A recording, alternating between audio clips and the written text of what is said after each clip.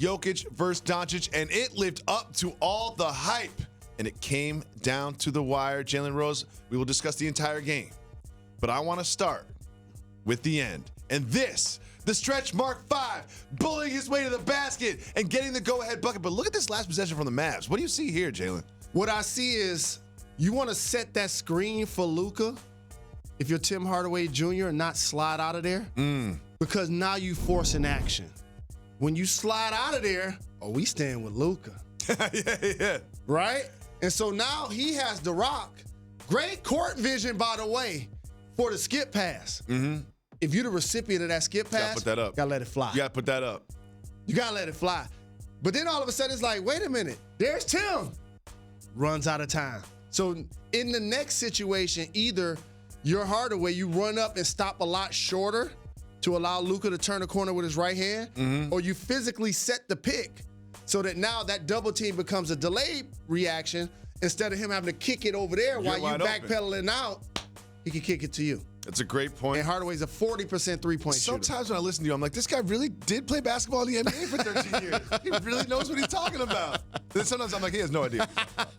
So I want to ask you this because, I've followed the stretch mark 5 closely this season. He started off really slow, and I got on him a little bit. You're welcome, Denver fans, because he heard me, and now he's back doing what Jokic does.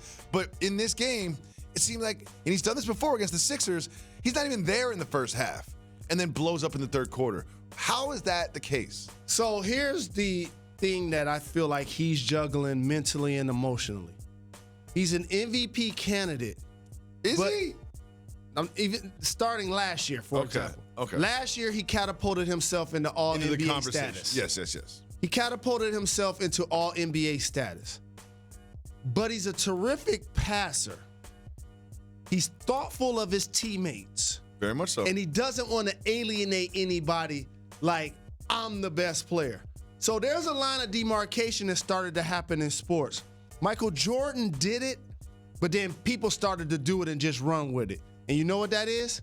My team, my guys. When they doing interviews, he don't necessarily want that. And Millsap mentioned this in a Ringer article too, that he's not necessarily as assertive of a player for the skills that he has. Correct. So, I went negative on him early in the year. Well, it's time for me to put the targets on someone else. It's time for negative Jacoby.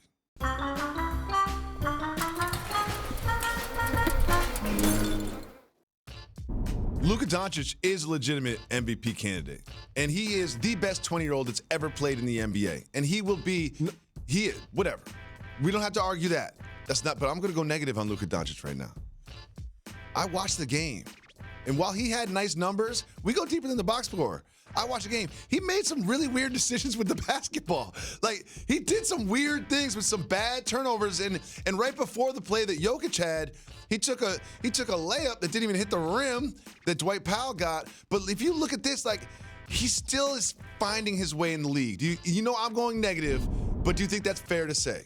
For all the highlights, there are some lowlights. Gather around the campfire, boys and girls. Oh, let's do it. Because Luka Doncic's ascension, Trey Young's ascension, sometimes makes people compare history to what they're seeing right now. And I've heard people say exactly what you just said about Luka, comparing his second year to LeBron's and wondering if he's the best 20-year-old to ever play in the NBA. Hate to have to do this. Have you guys ever heard of Magic Johnson? He played in the NBA. I'm not talking He was 20 years old. And you know what they did his rookie year? They won a championship. The roster around him was very different than the roster around LeBron. He jumped center as a 6'9" point guard, scored 40-plus points, flirted with a triple-double, and won a championship. I love Luka, but he's not Magic at 20, and he's not LeBron in his second year, and that's okay. I love what you did. You went negative Jalen. Never. Moving on. I love Luka, big guard. Thanks so much for watching ESPN on YouTube. For more sports analysis and highlights, download the ESPN app. And for live streaming and premium content, subscribe to ESPN+.